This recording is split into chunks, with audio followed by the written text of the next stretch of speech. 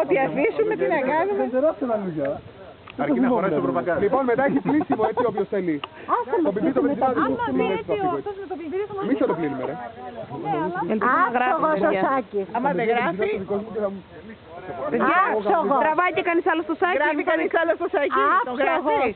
Μπράβο. Εντάξει. Τραβάς βίντεο. Όλη η Ελλάδα το σάκι τραβάει. Καλά, δεν πειράζει. Σακί! Άψογος. Έλα. Έχεις βγάλει ηλεκτρονικά.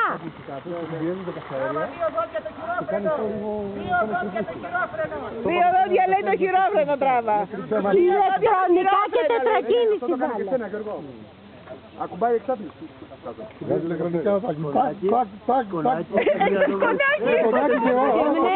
Εμείς το έχουμε σκονάκι, πολύ γέλιο.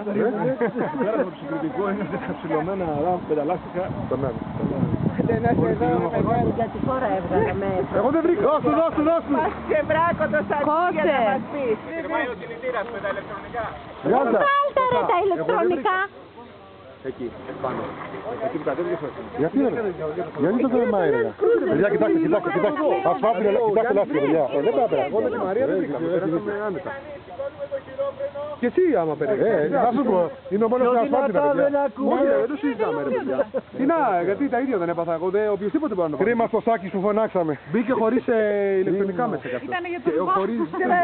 Σάκι, ας πω. Πιο σημαντική πρώτη βελτίωση θα γίνει. Άντε.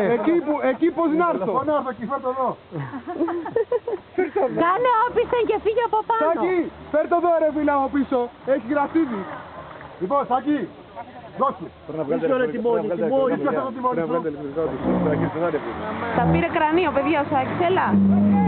Δώσου. Κάνω το. Πείτε του που είναι το ευθεία το τιμόνι, δεν μπορεί να είναι μαλάκια.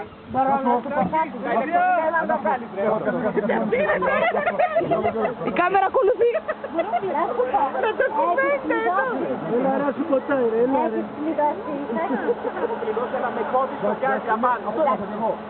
Να σου πω, Σάκη,